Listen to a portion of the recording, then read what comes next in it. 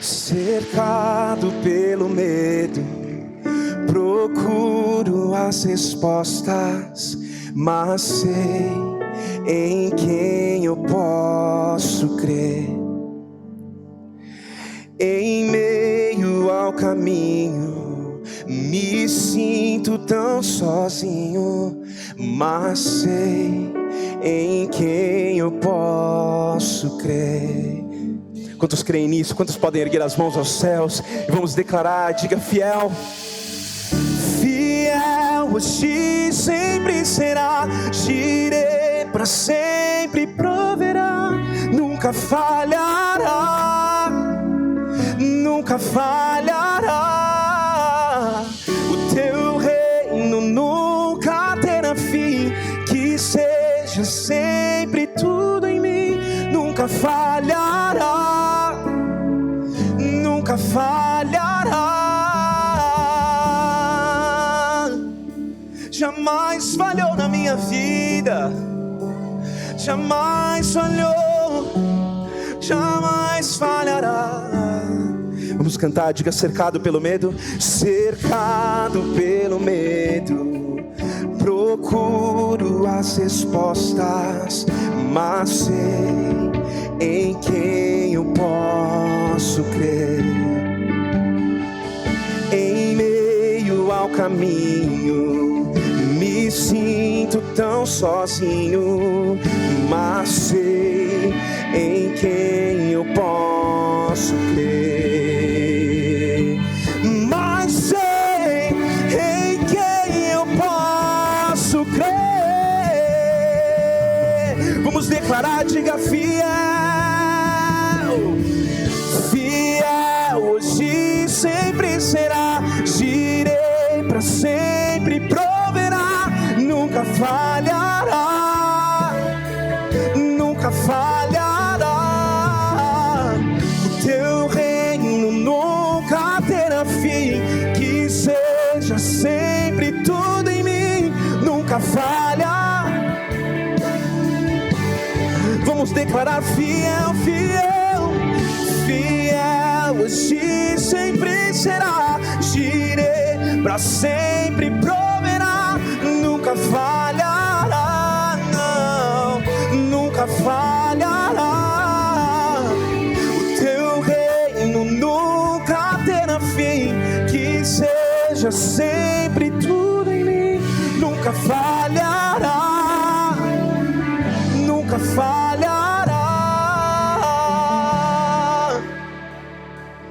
Oh, oh, oh, nunca falhará, jamais, jamais. Vamos declarar, diga: nem a morte, nem a morte e nem a vida, ou poderes vão nos separar, nunca falhará. Nem a morte e nem a vida, ou poderes vão nos separar, nunca falhará. Diga: nem a morte, nem a morte, nem a vida, ou poderes vão nos separar, nunca falhará. Mais uma vez cantamos: nem a morte, nem a vida, ou poderes vão nos separar, nunca. Oh, cante: nem a morte, nem a morte e nem a vida, ou poderes vão nos separar, nunca falhará. Nem a morte, nem a morte e nem a vida, ou poderes vão nos separar, nunca falhará e nunca falhará.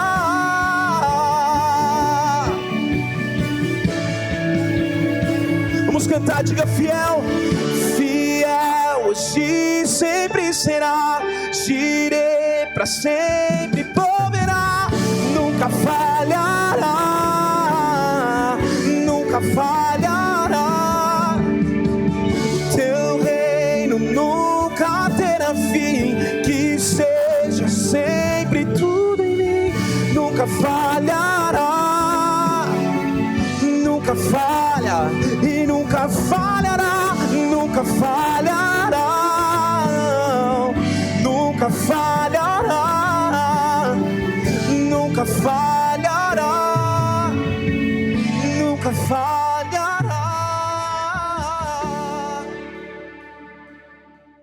Eu gostaria de dizer para vocês o que é favor nessa noite, com alguns versículos que eu separei para vocês entenderem. Número 1, volta lá por gentileza. Sabedoria é favor. Vamos repetir juntos? Sabedoria. Quantas vezes nós estamos abençoados por Deus, nós estamos favorecidos por Deus, mas por causa da falta de sabedoria a gente perde o favor de Deus. Não são poucas vezes que a gente faz isso, né? Tem um economista famoso chamado Roberto Mota, que ele diz que o Brasil, ele não perde uma chance de dar errado. Eu tenho um pouco de raiva dessa frase, mas um pouco ela é verdadeira. Parece que o Brasil, toda vez que chega a chance dele de dar certo, ele faz de tudo para dar errado. E é assim que eu vejo a vida de muitos cristãos hoje. Infelizmente, o Senhor está abençoando eles saem do caminho. O Senhor está provando, eles não aguentam a prova. O Senhor está promovendo, eles reclamam da promoção, porque de alguma maneira falta sabedoria. A sabedoria de verem Deus em tudo nos processos. Deus está na escassez, Deus está na abundância, Deus está na porta aberta, Deus está na porta fechada. Deus está no futuro, Deus está no presente. Deus esteve com você no passado e nada que aconteceu na sua vida foi por acaso, Ele tinha um propósito. Então, aquilo que você viveu constrói e faz parte da construção de vida e de propósito que Deus tem para a sua vida. Então, tudo é motivo de ver Deus, tudo é motivo de agradecer a Deus. Pastor, você fala da perspectiva de quem está vencendo, de quem está ganhando, de quem está conquistando. E eu vou dizer para vocês, nunca houve uma estação na minha vida até hoje em que eu estive perdendo. Porque se eu perdi para Cristo, e perder para Cristo é lucro. Mas é claro que quem vê hoje êxito, nem sempre viu a dor, as noites em claro, as campanhas de jejum, os momentos de amadurecimento, as traições, as decepções, as difamações, as exposições. Nós não podemos medir a nossa vida pelo resultado do outro. Nós temos que medir a nossa vida pelo processo e o propósito que Deus está colocando nela hoje. E procurar tirar o melhor de cada tempo, cada fase, cada estação.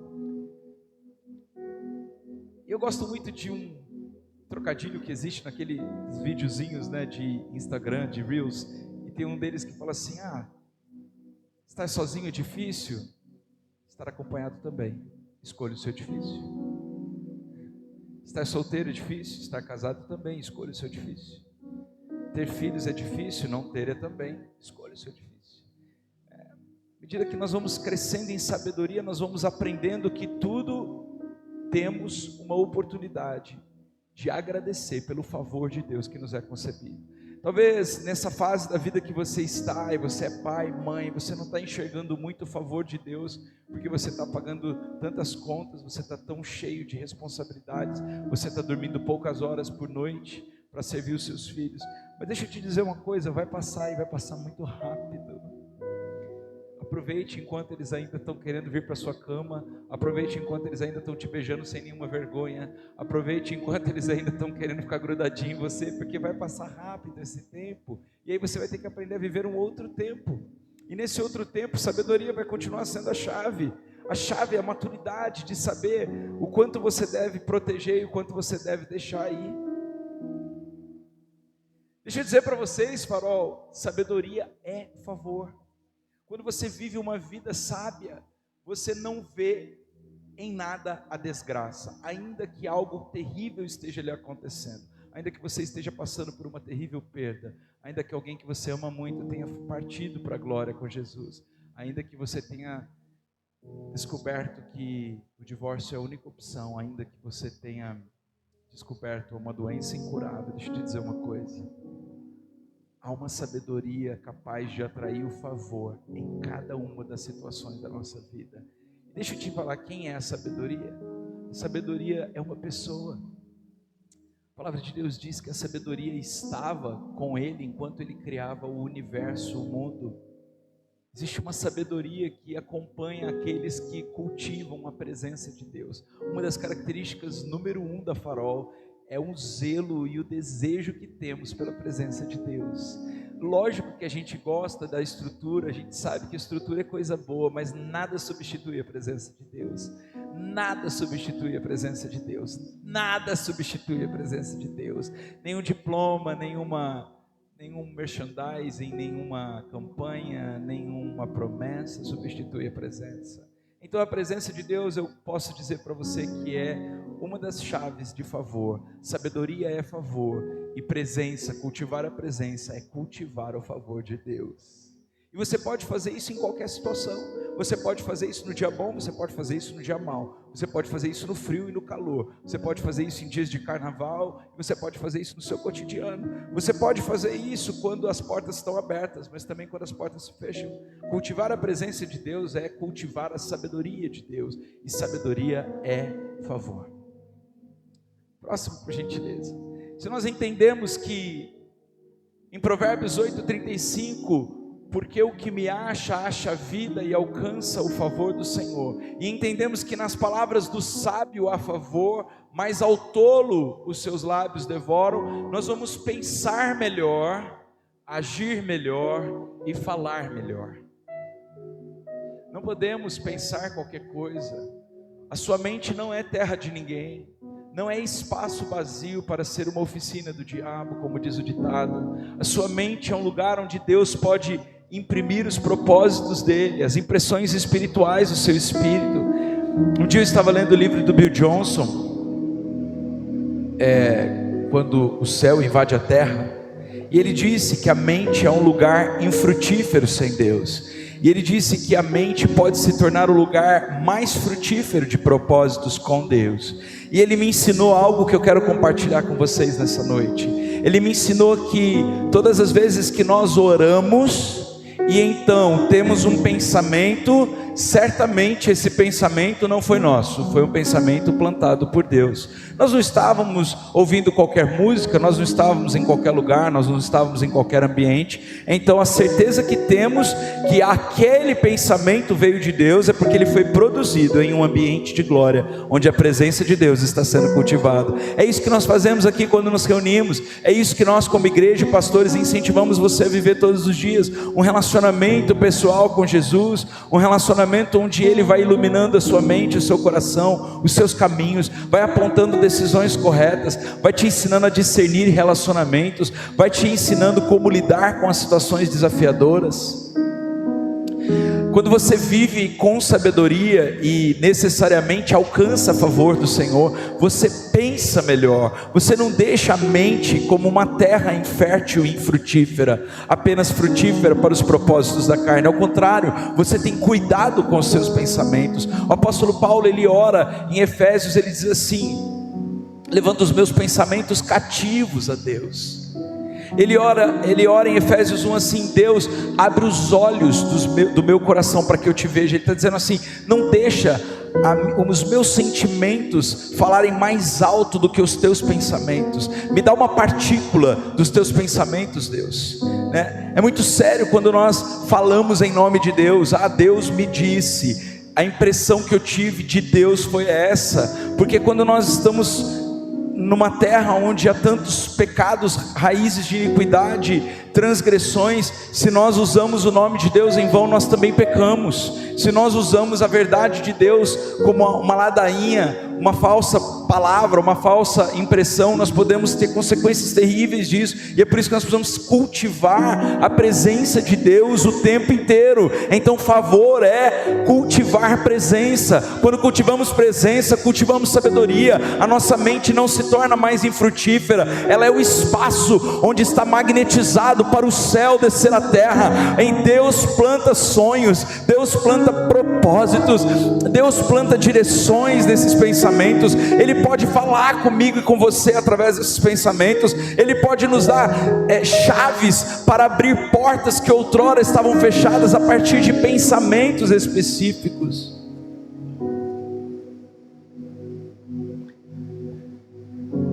Muitas vezes nós deixamos que os pensamentos vaguem soltos e tornamos a nossa mente um campo de batalha, como diz Joyce Meyer.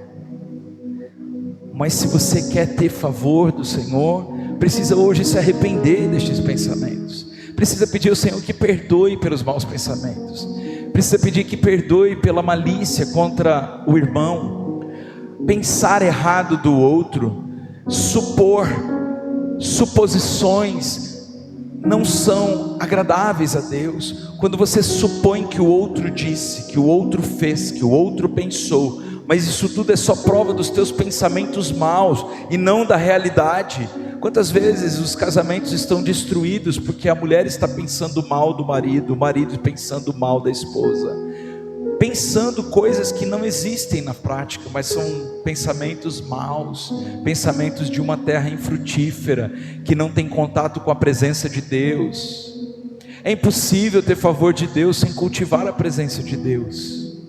Essa noite eu apelo para que a gente se arrependa dos nossos maus pensamentos, os pensamentos de iniquidade, os pensamentos obscenos, os pensamentos impuros, os pensamentos maliciosos, os pensamentos que supõem coisas que na verdade não existem. Que nessa noite a gente possa se arrepender desses pensamentos, porque eles estão nos afastando do lugar do favor do Senhor. Mas também que a gente possa então agir de maneira diferente, porque logo que a gente pensa, ou a gente tem uma ação ou uma ação passiva, mas sempre é uma ação. Ficou no fundo da tua mente uma atitude em que em algum momento você vai tomar, se você cultivou aquele mau pensamento. As nossas ações precisam ser santificadas, as nossas ações precisam passar pelo crivo do Senhor, da presença do Senhor. E é muito fácil, pensar assim: meu Deus, será que Deus está nisso que eu estou fazendo? Será que realmente Deus aprova? Ele está assistindo, Ele aprova. Nós vivemos um mundo onde as pessoas estão muito desequilibradas, né, gente? Eu acredito que depois da pandemia esse processo de limite emocional piorou muito. As pessoas estão com o estopim cada vez mais curto. Quantas mortes em brigas de trânsito, quantas brigas e discussões tolas que levam à violência, que destrói relacionamentos. Sabe, outro dia eu estava me relacionando comercialmente com uma pessoa, fazendo uma relação comercial, e a pessoa do nada começou a me atacar e me encarar e falar um monte de coisas que estava na cabeça dela, mas que não era a realidade. Eu perguntei para ela: olha, você precisa entender que o que você está falando não tem base nos fatos. E piorou mais ainda. Eu falei: não vai ter jeito, me retirei, porque quando você tenta ganhar uma briga, você perde o argumento. A palavra de Deus diz que não é para a gente agir como tolo. A estultícia do homem é discutir o mérito. A sabedoria do homem está em calar e perder o mérito, mas ganhar a briga. Sabedoria está no falar ou no calar? No calar. Porque para você falar, você precisa saber muito bem o que fala, porque as tuas palavras serão fontes de julgamento, tanto para você quanto para as tuas atitudes vindas dessas palavras. Por isso que quem fala muito tem a tendência de pecar muito. E se nós queremos ter favor do Senhor, a gente precisa colocar a linguinha dentro da boca. Tiago já disse isso. É um dos menores órgãos que existem, mas é o que faz mais a gente pecar. A gente pode corromper o corpo inteiro por falar aquilo que não devemos, ou falar de maneira equivocada.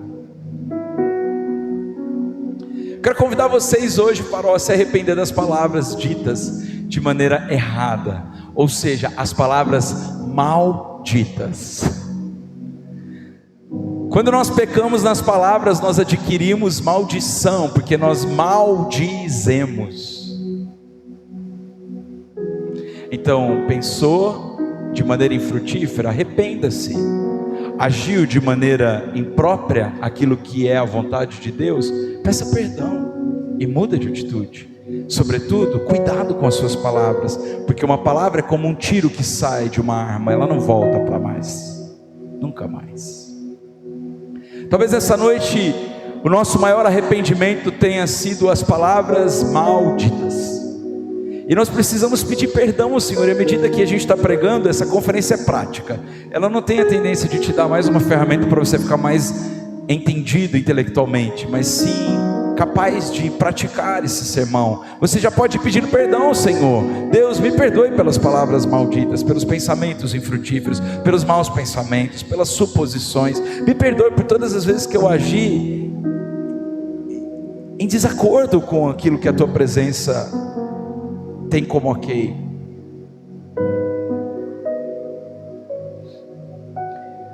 E aí nós vamos para mais uma realidade espiritual do que é o favor. E o favor de Deus, próximo por gentileza, tem a ver com generosidade. O favor de Deus nunca é para ser retido em nós mesmos. O favor de Deus nunca tem a ver com satisfazer apenas o desejo do nosso coração. Há um entendimento muito errado na nossa geração também. É um hedonismo quase que inerente à nossa sociedade. Parece que vem no chip do ser humano hoje em dia ser egoísta, autocentrado, narcisista e egocêntrico. Alguém está comigo? Testifica essa realidade? O funcionário não pensa mais na missão da empresa e do patrão, ele quer saber quanto que ele vai ganhar, e ele faz o que for preciso, nem que tenha que processar. O patrão muitas vezes não pensa na realidade das condições laborais, de como ele pode tornar um ambiente de trabalho melhor. Ele está pensando quanto lucro mais ele pode ter. Os membros não pensam quanto eles podem estar sendo pesados aos seus pastores, eles pensam quanto eles precisam resolver o problema deles. Pastores não têm pensado mais como Jesus pensa a respeito das ovelhas. Eles têm pensado no quanto eles podem obter da lã que eles tiram delas. Nós estamos vivendo uma sociedade completamente egoísta, narcisista, egocêntrica, e isso é o oposto do favor do Senhor. O favor do Senhor não se manifesta desta forma. O favor do Senhor se manifesta através da generosidade. Olha, vós já estáis limpos pela palavra que tenho vos falado, e ninguém tem maior amor do que este, de dar a alguém a própria vida em favor dos seus amigos. Deixa eu dizer uma coisa: para quantos amigos você já deu a sua vida? Pastor, é impossível, eu não dou nem pela minha família. Agora eu vou fazer uma pergunta um pouco mais light, mas ainda assim muitas vezes não praticada no nosso meio. Para quantos amigos você já compartilhou aquele que te deu a vida? Tenho vergonha. O cristianismo é sobre dar ao outro aquilo que você um dia recebeu. O cristianismo é sobre ver na outra pessoa a possibilidade de melhora, é enxergar com os olhos do futuro e não do presente, é ver na condição de santo, purificado, justificado e não mais pecador. Quando nós entendemos o cristianismo e nós praticamos o discipulado de Cristo, não tem como a gente não falar de Jesus para alguém, não tem como a gente não querer orar por alguém, não tem como a gente não querer abençoar alguém com uma palavra, não tem como a gente não querer dar alguma coisa que falta a alguém, não tem como a gente passar por um casamento em crise e não dar um conselho, não tem como a gente passar por uma pessoa que está chorando e não consolar, não tem como. Tem alguma coisa errada dentro de nós, e nós estamos indo de campanha em campanha, de igreja em igreja, de conferência em conferência, buscando o tal do favor do Senhor. Mas o favor do Senhor não vem de qualquer jeito. O favor do Senhor vem quando nós praticamos os princípios que atraem o favor. E o primeiro deles é sabedoria, mas o segundo é generosidade. Ninguém é tão rico que não precise de nada, e nem tão pobre que não possa dar nada a alguém. Nós tínhamos uma vizinha num prédio que nós morávamos uns 3 anos atrás, a dona Elza, 90 e poucos anos, uma senhora muito generosa. Eu me lembro que quando a gente chegou no prédio, ela já veio logo contar para a Tauana um pouquinho da vida dela, fazer amizade e tudo mais. E 1 ou 2 dias depois, ela é mineira, né? Natural de Poços de Caldas, se eu não me engano, e ela fez uma fornada de pão de queijo e deixou na nossa casa. A gente achou aquela atitude tão estranha. A gente pensou, meu Deus, as pessoas fazem isso aqui ainda? Dão uma bandeja de pão de queijo para a gente? A gente ficou desesperado e constrangido. A gente tem que fazer alguma coisa pela dona Elza. Piorou a situação, o pão de queijo era tão gostoso que a gente comeu tão rápido, e o Davi então começou a ficar na varanda do nosso apartamento, da sacada, que dava de fato com a sacada dela, as nossas sacadas se encontravam, e ele ficava assim: dona Elza, tem pão de queijo hoje? Uma atitude tão pequena, mas marcou tanto o nosso filho. Você sabe que até hoje, quando a gente passa pela dona Elza, o Davi, ele para tudo e ele vai dar um abraço correndo nela. Ai, que saudade que eu tenho de você, dona Elza. A gente mora no mesmo bairro, mas em prédios diferentes agora. Ela frequenta o clube que a gente é sócio, então de vez em quando a gente vê a dona Elza e o Davi sai correndo. Como eu não vejo ele sair correndo para muita gente, mas aquela mulher marcou aquela criança uma cesta de pão de queijo, e toda vez que ele pedia, ela fazia. Deixa eu te dizer uma coisa, o cristianismo é sobre isso. A pastora Tauana pregou sobre isso ontem. Ela falou com muita propriedade da simplicidade que é o evangelho, da maneira como é fácil a gente ajudar alguém, como é fácil dar atenção a alguém, como é fácil se importar com alguém, como é fácil parar de olhar só para o nosso próprio umbigo. Como é que a gente quer atrair o favor do Senhor se a gente não tem a qualidade que o Senhor tem, que é generosidade? Ele deu a vida dele. Nós não estamos pedindo para você dar a sua vida, somente que você dê àquele que te deu a vida. Para que eu tenho que evangelizar? A igreja está ficando cheia, não preciso não. Não é sobre a igreja, é sobre aquele que está sem Jesus ainda. Não é sobre você, é sobre aquele que ainda não conhece o Jesus que você conhece, e não alcançou o que você já alcançou, e não vive em paz como você vive em paz, e não dorme em paz como você dorme em paz, e não está liberto da depressão como você já se libertou.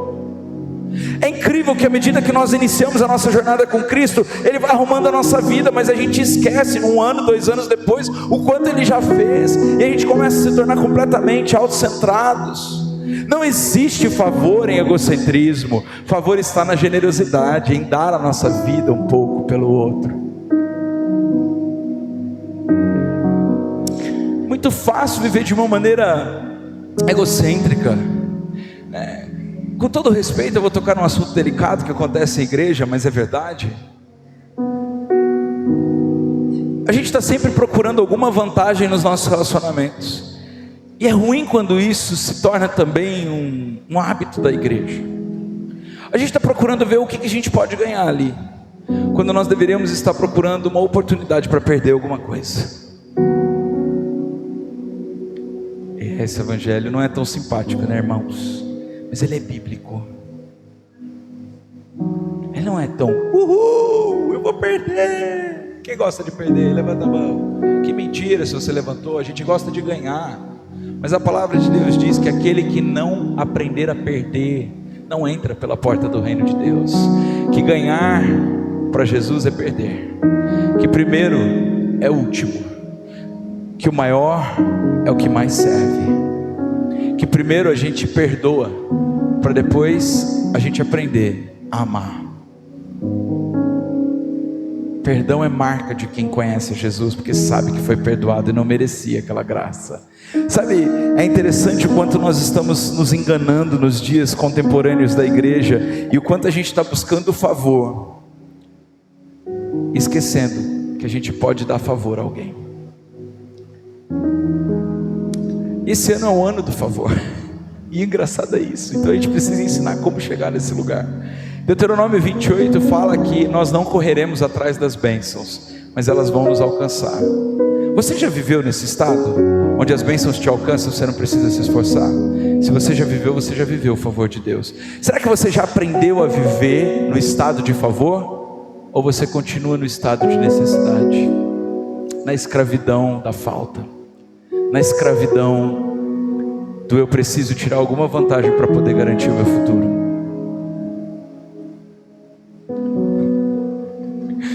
Eu lembro que o profeta Kevin Leal uma vez foi a Recife, eu e Tauana morávamos lá, e ele foi profetizar sobre a nossa vida, e nós estávamos no nosso primeiro ano de casamento, e ele disse assim: olha, vocês estão proibidos de levar gente para casa. Eu pensei, nossa, que anticristão que é isso, nossa casa vivia cheia. Ele olhou bem para Tauana e disse: senhora piedade, primeiro ano do seu casamento você precisa aprender a cuidar do seu marido, da sua casa. Você não vai levar gente para casa. E ele olhou para mim e disse assim: Senhor abraça o mundo, você não vai cuidar de todo mundo esse ano. E a gente achou um pouco dura a palavra dele, mas a gente obedeceu. E foi uma grande bênção, porque a gente estava estruturando as bases do nosso relacionamento familiar como uma só carne. Mas sabe, passou aquele ano e nós entendemos que aquele sabático acabou. Irmãos, segunda tinha célula, terça tinha alguém a gente aconselhando, quarta tinha alguém almoçando com a gente, na quinta tinha culto, depois do culto a galera ia para casa, na sexta já começava o pré-mob, que chamava mob, nosso grupo de jovens lá, e do mob no sábado a gente ia pro mob, do mob a gente ia pra lanchonete, no lanchonete domingo de manhã a gente ia pra praia junto com a galera, e daí à tarde a gente vivia cheio de gente. E até hoje o porteiro do nosso prédio já sabe que o tempo inteiro o interfone toca. Se você já ficou na minha casa meio período, você sabe o que eu estou falando. Pelo menos 9 vezes toca o interfone de manhã, mais umas 9 à tarde. Com isso, quando não tem o turno da madrugada, a gente é cercado de gente, porque Jesus era cercado de gente, porque a gente sempre pode fazer alguma coisa para abençoar alguém. A gente sempre pode trazer alguém para perto para ensinar um costume novo, um valor diferente. A gente pode sempre tocar a vida de alguém com um conselho, um olhar, um abraço. Talvez você não tenha o chamado pastoral que a gente tem, e eu não vou exigir isso de você, mas nessa noite que haja um despertar do Espírito Santo para você sair dessa bolha do eu quero, me favoreça, por favor me abençoa, e começar a tornar você uma bênção. Alguém que favorece alguém, alguém que pode fazer algo a alguém, alguém que vive no sistema de honra no céu e na terra, alguém que agrada ao Senhor enquanto vive, alguém que tem práticas Dorcas, práticas de caridade, alguém que consegue entender que o favor de Deus vai te alcançar, você não precisa correr atrás da bênção. Eu lembro que um dia eu comecei a ficar preocupado, porque nós tínhamos uma ajudante na nossa casa, a Mônica, ela fazia uma torta de frango maravilhosa, mas toda vez que tinha célula na nossa casa, gente, eram 50 jovens na nossa célula, no mínimo. Sim, nosso apartamento cabia, graças a Deus. E um dia eu disse para a Tauana: meu amor, a gente aumentou de 2 para 3 formas de torta de frango, o que a gente vai fazer semana que vem? Eu vou pedir para eles trazerem alguma coisa. E a Tauana disse assim: peça não, Dengo, eles são lisos, os jovenzinhos são lisos, você não lembra quando a gente era jovem? Eu falei: mas eu que estou ficando liso nessa.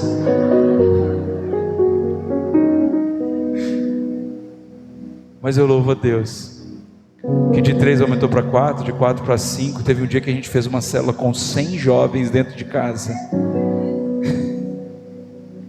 E sabe o que eu guardo hoje? As boas lembranças, o quanto cada um deles foi impactado pelo Evangelho de Cristo, fizeram boas escolhas, se casaram bem, outros estão servindo nas nações. Deixa eu te dizer uma coisa: você nunca perde por ser generoso.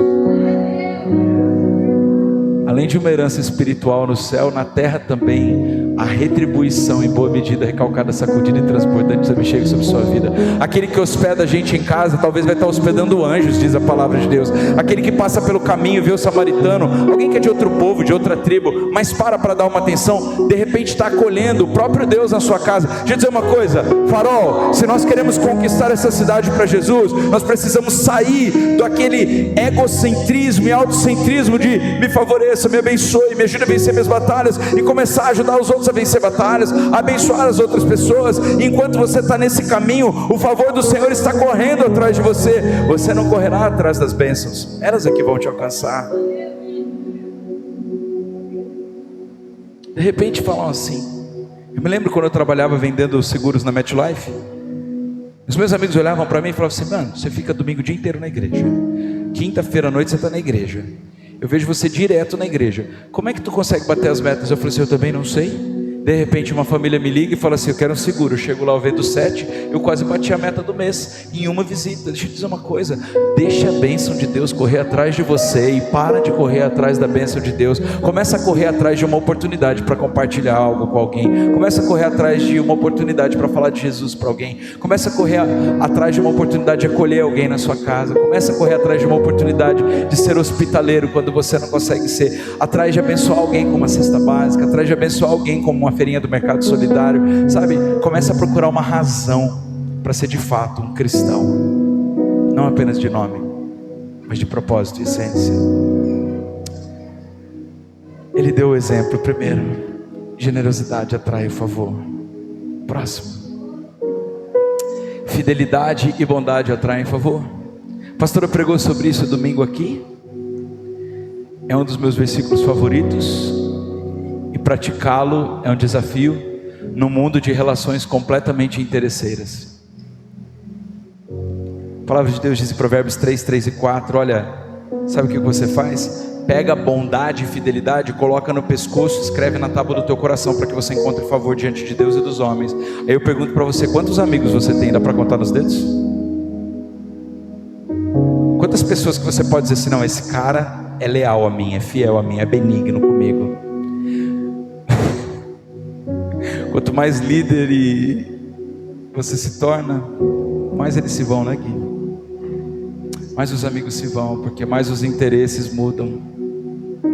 Mas eu posso dizer que hoje eu tenho 5 amigos. Hoje de manhã eu escrevi para um amigo meu, cara, você acredita que aconteceu isso? Eu estava no celular de manhã, né?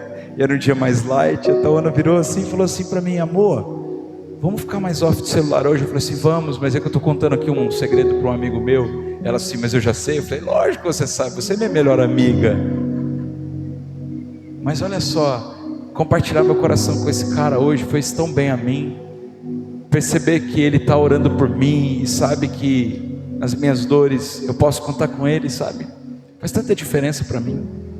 Saber que Jesus olhou hoje para a nossa amizade e fez mais um selo de uma aliança de oração. Ele falou assim, vou orar por você, você vai orar por mim. Deixa eu dizer uma coisa, fidelidade e bondade é qualidade de quem de fato tem Jesus no coração. Você não larga para trás, você não deixa aliança, você não parte. O princípio do amor, o princípio da generosidade, o princípio da sabedoria precisam ser acompanhados de fidelidade e bondade.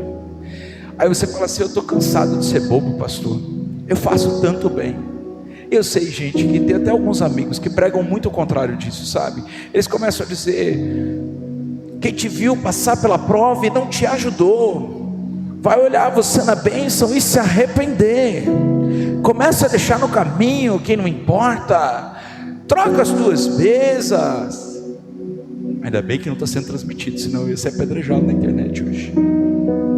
É assim que eles falam, não é? Manda embora quem te faz mal. Tudo é tóxico, tudo se tornou descartável. Não gostou, bloqueia, dá unfollow. Esse não é o evangelho de Cristo. Sorry. Eu não estou dizendo com isso que relações abusivas, relações doentias não devam ser tratadas com limite e devida distância. Eu sou o primeiro a fazer isso.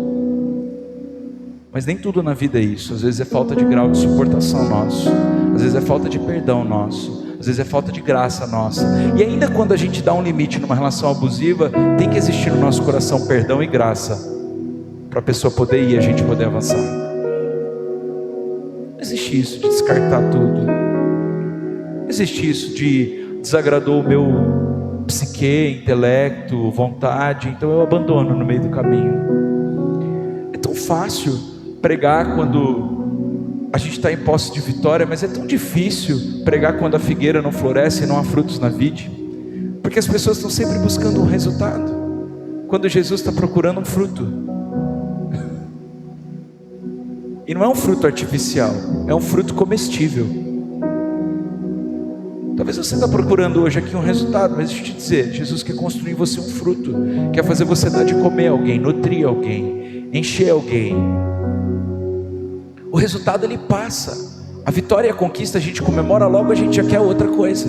Nosso coração é insatisfeito, nosso ser humano, ele é totalmente baseado e fundamentado nas coisas efêmeras da vida, mas Deus nos fez para a eternidade. Está na hora de abandonar resultados frágeis e passageiros e começar a gerar frutos de justiça, de paz, de alegria no Espírito, pessoas que são plenas e completas, ainda que a figueira não floresça, pessoas que são plenas e propositivas, ainda que nem tudo esteja tão bem na vida dela, ou como ela gostaria, mas pessoas também que não desistem e não são frouxas no meio do caminho. Elas têm um propósito, elas têm uma visão, elas têm uma palavra e elas retesam e vão, e não há diabo que pare essa pessoa.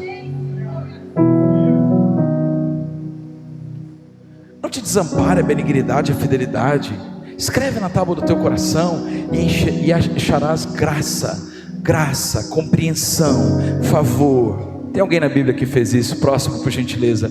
Tem alguém na Bíblia que fez isso? E eu vou contar a história dessa pessoa já. Mas antes disso eu quero te dizer que a única maneira da gente encontrar esse bendito favor que a gente veio buscar é através do arrependimento. Não é através da ignoração, da falação, da exposição. É através do perdão. 2 Crônicas 7,14, a palavra de Deus diz que se o meu povo que se chama pelo meu nome se humilhar. Quem gosta de se humilhar, levante a mão bem alto e diz: eu gosto, pastor. A gente aprendeu que humilhação é feio. A gente tem vergonha de chorar na frente das pessoas, de mostrar que a gente não está bem em alguma área. A gente tem pavor de se vulnerabilizar. Mas sabe que o arrependimento, ele é a chave do favor? Porque o arrependimento, ele começa com a humilhação.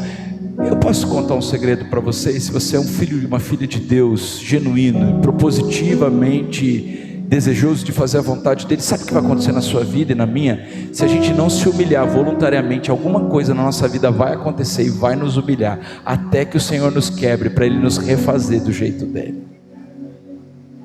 Alguém já passou por uma quebra grande na sua vida, em alguma área? Levante sua mão bem alto. Olha quanta pouca gente aqui que passou por quebra. Eu já passei por cada uma, gente, pelo menos umas 10. Mas deixa eu dizer uma coisa para vocês: elas me ensinaram mais do que quando eu estava inteiro. Elas me tornaram mais crentes do que quando eu parecia estar no controle de tudo. As minhas quebradeiras me tornaram mais perto da presença de Deus do que estar intacto. Me ensinaram o verdadeiro poder do perdão e da graça, que eu pregava, mas não sabia fazer, praticar. Se o meu povo que se chama pelo meu nome, nós estamos chamando aqui pelo nome do Senhor, se humilhar, e aqui uma denúncia ao principado que atua nessa cidade, que é o orgulho, uma denúncia profética de verdade. Se o meu povo não se arrepender e não se humilhar, ele vai ser quebrado sem que haja cura. A palavra de Deus diz que aquele que é repreendido muitas vezes, mas ele não se arrepende, chega uma hora que o Senhor Deus permite uma situação e ele quebra sem que haja nenhuma cura. Você já percebeu que pessoas que outrora estavam altivas, de repente elas estão totalmente dilaceradas, e você fica até com dó, porque você não consegue conceber aquela pessoa que estava tão empinada, quebrada. Talvez você foi esse ou essa. Deixa eu dizer uma coisa: a humilhação voluntária faz menos vergonha que a humilhação dada por Deus. Se nessa noite nós nos humilharmos na presença de Deus, Ele poderá nos exaltar. Mas se nós nos achegarmos a Ele com orgulho e soberba, vai ter uma queda sem que a gente possa ser reconstruído. Porque quando a gente vai na presença dEle humildemente, a gente se quebra e diz: Senhor, eu preciso da Tua cura. Sabe o que Ele faz? Ele vê tudo que está torto em nós e Ele quebra um pouco mais as nossas arestas. Ele pega esses caquinhos, e ele que é um bom oleiro, e ele fala assim: agora eu vou construir um vaso do meu jeito. E aquilo que antes era pequeno, sem poder, sem autoridade, vai se tornando relevante, grande, cheio do Espírito Santo, vai se tornando cheio de autoridade para vencer as dificuldades da vida. E a vida não vai ficando mais fácil, a vida continua difícil, vai ficando mais difícil ainda, mas você vai se tornando mais resistente e mais cheio de poder para vencer as mazelas dessa vida. Se humilhar, e aí faz o quê? Orar, se arrepender dos maus caminhos. Hoje é dia de mudança, de virada de chave, de mudança de caminho. Arrependimento tem a ver com mudança de mente, mas também tem a ver com mudança de direção. Tem que parar de fazer as coisas que fazia daquele jeito, agora é de outro jeito. Não adianta dizer: olha, me perdoe, e você amanhã faz a mesma coisa. Esse caminho precisa mudar. E eu concordo com vocês que não é um caminho fácil a mudança, mas é um caminho melhor, principalmente para quem quer cumprir o propósito de Deus e viver uma vida cheia da graça e do favor do Senhor.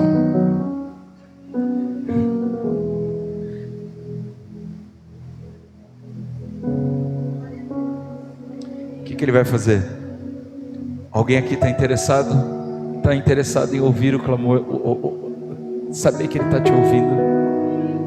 Isaías 58 diz assim: o Senhor não está mudo que não possa falar, não está surdo que não possa ouvir, os braços dele não estão encurtados que não possam fazer, mas os nossos pecados fazem separação. Nessa noite, será que tem alguma coisa te impedindo de ser ouvido por Deus? A gente passou no último mês nessa casa um fenômeno de influência nas redes sociais que a gente nunca tinha experimentado antes. De uma semana para outra, a nossa audiência do culto online saiu de 55, 60 pessoas, quando era conferência 100, para 350 pessoas, sem nenhuma atitude diferente nossa. Nós vimos literalmente o favor do Senhor ali, não tinha como explicar. Olha, eu pensei até mal no primeiro dia, achei que era alguém mandado aí das trevas para espionar a gente. Eu falei: deve ter algum hacker do cão aí, atrás de pegar alguma palavra nossa e tentar prejudicar. Mas não era o favor do Senhor. Mas antes disso, eu quero lembrar a igreja do que foi acontecendo. Ele foi dando direções claras e a gente foi obedecendo. Jejum de Esther, 3 dias sem comer, sem beber, em consagração e oração. Depois, um voto de santidade: santificai-vos hoje que eu farei maravilhas amanhã. Depois, um alinhamento entre os líderes. Eu peguei líderes dessa casa chave, eu falei assim: gente, a gente precisa se alinhar com o Senhor. Tem alguma coisa que Deus quer fazer que a gente ainda não está entendendo. Quarto, convocar a igreja toda para marchar e batalhar, mesmo que com as colheres.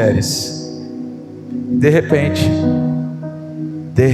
algo começa a acontecer e o Senhor começa a nos favorecer.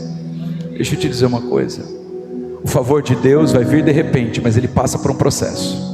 E o processo do arrependimento, da mudança de rota, do alinhamento aos princípios é fundamental. E hoje você está aqui para isso. Próximo, por gentileza. José passou por momentos difíceis como eu e você. E ele chegou um dia que ele estava na prisão, triste, abatido, mas em momento nenhum desfavorecido. Olha que a palavra de Deus diz que o carcereiro não se preocupava com nada do que estava entregue a José, pois o Senhor estava com ele e o abençoava em tudo o que ele fazia. José, de filho favorito, escravo no Egito, de dondoco do papai, trabalhador escravizado, de herdeiro rico, pobre, de nativo, estrangeiro.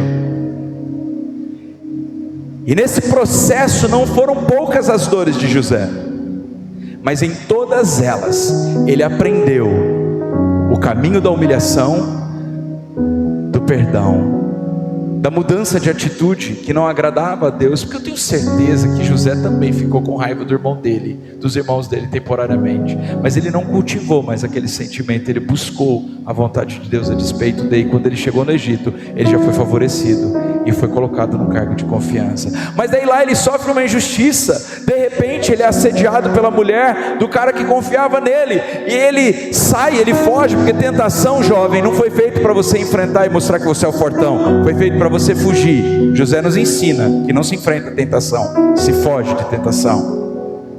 e mesmo fugindo foi acusado falsamente, e quem já foi acusado falsamente sabe da dor do que isso gera no nosso coração. É um senso de injustiça muito grande, a gente se sente completamente tolhido, despedaçado, e eu tenho certeza que isso também gerou uma reação emocional em José, mas ele de novo se humilhou, pediu perdão e aprendeu a perdoar. E aí ele é levado para um outro lugar de autoridade, sabe onde agora? Na prisão. Olha que coisa boa, ele está em autoridade na prisão. O carcereiro não se preocupava com nada, mas sabe por quê? Porque o favor do Senhor estava com José. Eu quero muito que essa conferência tenha efeito prático nas nossas vidas, e é por isso que a gente está pregando essa palavra. Vamos ficar de pé na presença do Senhor Jesus. Será que você pode se identificar com a necessidade de clamar por sabedoria nessa hora? Será que existe algo no seu coração que precisa se arrepender e mudar de rota nessa noite? Existe alguma chave de perdão que precisa ser aí colocada nessa fechadura, e de uma vez por todas, deixa aí, irmão, deixa aí. Sabe o que é perdoar? Eu tenho sentido aqui que tem pessoas travadas na mágoa. Posso falar? Olha bem nos meus olhos. Se você chorar, eu já sei que é você. Já tem gente chorando antes de olhar para mim. Olha bem para mim. Sabe o que é o perdão? Perdão é o seguinte: você pega uma grana, você tem uma grana, era sua única grana, você juntou ela a vida inteira e você emprestou a alguém essa grana, certo? Essa pessoa estava precisando, você emprestou para ela. Essa pessoa está fazendo o quê? Devendo para você, né? Sabe o que essa pessoa faz? Lhe trata mal, lhe abandona, fala mal de você, foge com dinheiro devendo, nunca lhe paga. Sabe o que é o perdão? É você pegar um carimbo e dizer assim, ó, tá pago. A palavra de Deus diz que o nosso Senhor Jesus nos perdoou de todas as nossas falhas. Só pode perdoar quem já foi perdoado, e é por isso que muitas vezes nós não conseguimos avançar, porque nós não perdoamos como Ele nos perdoou. A gente já foi perdoado, mas será que a gente perdoou? Botou um carimbo de tá pago? Eu não estou dizendo para você que perdoar é conviver, ao contrário, eu acho que às vezes o limite necessário é não conviver, para não ser mais machucado nessa mesma área por essa mesma pessoa que ainda não se arrependeu dos seus caminhos. Mas perdoar e deixar aí, dizer, ó, tá tudo bem, tá pago, Jesus pagou os meus pecados, então eu estou pagando os seus aqui, tá tudo certo. Ele me ensinou a chave do perdão, porque o perdão atrai o favor de Deus.